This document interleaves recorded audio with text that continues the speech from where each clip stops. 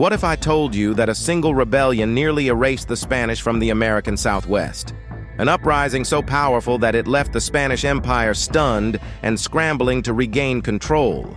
How did a group of Native Americans manage to pull off one of the most successful uprisings in North American history, completely altering the course of colonial rule in the region?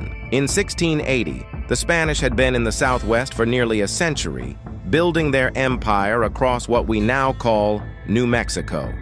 They had control of the land, its people, and its resources, or so they thought. But all it took was one single, coordinated effort from the Pueblo people to drive them out. This wasn't just a random revolt.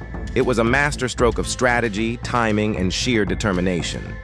In the next few minutes, I'm going to walk you through the events of the Pueblo Revolt, showing you how a group of indigenous people took on one of the most powerful empires in the world at the time, and why this event is still considered one of the greatest acts of resistance in American history.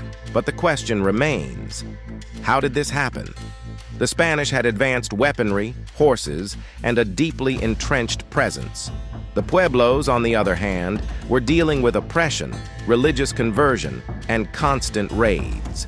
They were up against a well-organized colonial power, and yet they succeeded. So what drove this uprising? And what did the Spanish miss that allowed it to happen? To understand how the Pueblo Revolt unfolded, we need to go back to the years before it took place. The Spanish had been in New Mexico since 1598, when Juan de Oñate first established the colony of Santa Fe. From the start, the Spanish began to impose their rule on the indigenous tribes of the region, starting with the Pueblos, who were some of the most advanced native societies in North America at the time. The Spanish strategy was simple: conquer, convert, and control. They forced the Pueblos to adopt Christianity, often using brutal methods. They took their land, made them work in Spanish-controlled labor systems, and demanded tribute in the form of food and resources. Over the years, tensions began to rise as the Pueblos resisted their oppressors in small, often unnoticed ways, sometimes by refusing to work, sometimes by secretly practicing their traditional religion. But it wasn't until the Spanish began to push harder in the 1670s with increasingly oppressive tactics that the Pueblos would have enough. The catalyst for the revolt came in 1675, when the Spanish governor of New Mexico, Juan Francisco Trevino, had the spiritual leader of the Pueblos, Pope, publicly whipped.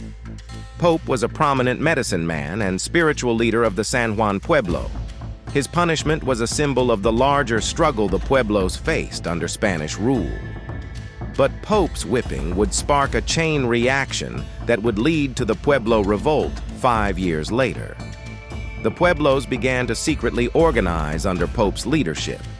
He and other leaders from various Pueblo communities created a unified resistance, building alliances and plans for a coordinated strike.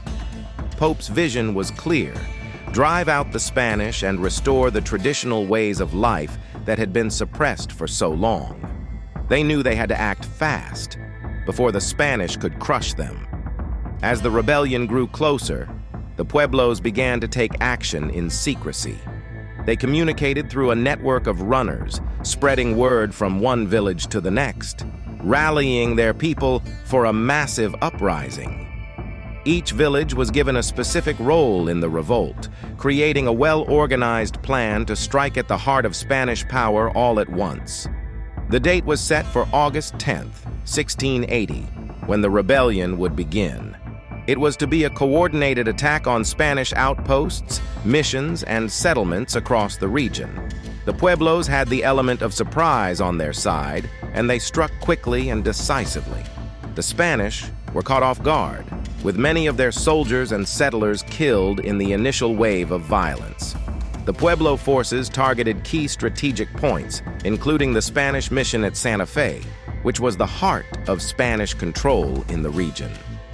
One of the most shocking parts of the revolt was the level of unity the Pueblos were able to achieve. Different Pueblo groups, who often had their own languages, customs, and rivalries, put their differences aside and worked together towards a common goal. This unprecedented unity made the revolt more powerful and efficient than anyone had expected. In a matter of days, the Spanish were forced to retreat, leaving behind their settlements, their forts, and most of their possessions. For the first time in nearly 100 years, the Pueblos controlled the land that had once been the Spanish colony of New Mexico. The Pueblo Revolt was a stunning success for the indigenous people. They drove the Spanish out of New Mexico, and for 12 years, they regained control of their lands and cultures. Pope and the other leaders became symbols of resistance, and their victory was a powerful statement about the ability of oppressed people to fight back against colonial forces. However, the story didn't end there. In 1692, the Spanish returned with a vengeance, led by Diego de Vargas.